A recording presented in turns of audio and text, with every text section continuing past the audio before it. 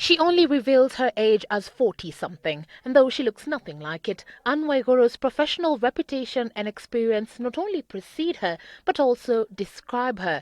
She was, after all, nominated as one of Kenya's top 40 under 40 women in 2011. Her perception of herself, though: I'm just a normal girl. I'm just a normal Kenyan girl. Many first saw and or heard of Ann Waiguru when she was appointed to the devolution docket as the cabinet secretary, a position she admits she did not expect to be given until she was called for it, having only applied for the permanent secretary position. Yeah, I was very shocked. And then I was overwhelmed. Of course, very many things go through your mind, from how you would deal with it. First of all, would you pass the interview? Because when you're being considered doesn't necessarily mean you're going to get the job.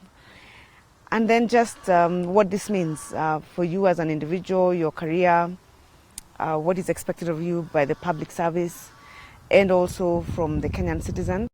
So how did it feel on that day in April this year? She is also nominated 2 years ago as one of the top 40 under 40 women in the country, the only nominee at the time from the public service. When she was first introduced to Kenyans as the cabinet secretary in the devolution docket. The only thing I kept wondering is what I will say when I'm asked to say something, other than your name, and already you'll have been introduced because your bio would have been read. So that's the only thing I was thinking about. What is it that I can say? What is it that Kenyans expect to hear?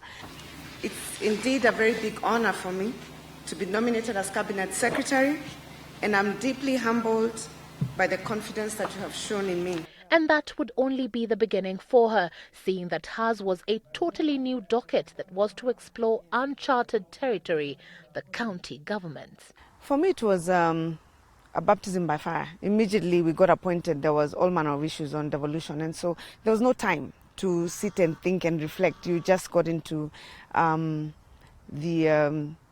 into working and moving and addressing issues, and there were quite a number of challenges in the beginning. So we didn't have that much time to think, at least for me, to think and transition.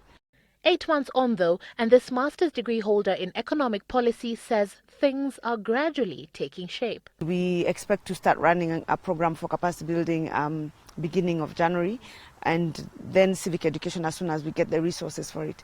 So right now, the only thing we can do is a lot of dialogue, conversations, discussions. The public health workers' strike that saw hundreds of Kenyans suffer for lack of medical attention was one of her greatest headaches, and one she vows will not happen again if she can help it. The government is committed to do their very best to ensure that this crisis doesn't happen again. We have appealed first to everybody to put lives first and Kenyans first before our own needs, and giving dialogue a chance and time also to address concerns, because nothing can happen instantly. But it has been a very painful, at least for me, and I'm sure it was the same for my colleagues as well, to see this happening. Most people who have worked with or under Ann describe her as strict.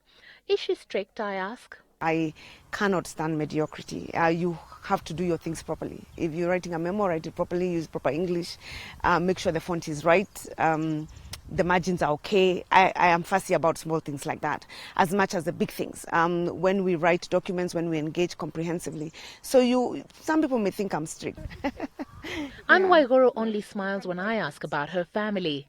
I'm a mother, and very proud one at that. I have 3 fantastic sons who are a huge part of my life. She goes on and on about them and how bright they are and their love for music.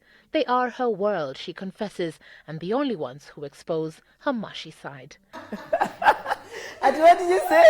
That's Susie. But there's nothing like chatting up someone's old friend for the real story, especially if that friend goes back 29 years. Lina Githuka and Ann met in high school at Precious Blood Riruta when they both joined Form 1. They became desk mates and have been best friends ever since. Ann is still the Ann that I met, over 25 years ago. Nothing much has changed. I mean, the friendship hasn't changed. How does Lina describe Ann? Ann has always been very focused, definitely very driven. When she puts her mind into something, she actually goes for it. Ann described her hobbies as reading and traveling, but Lina knows better. She loves dancing. I mean, yeah. Anne has a love for music, and she loves dancing. I even saw you doing the chili chili. This is Ann Waiguru, a young girl at heart, intent on making a difference in her devolution docket. Evelyn Wambui for Newsmakers 2013.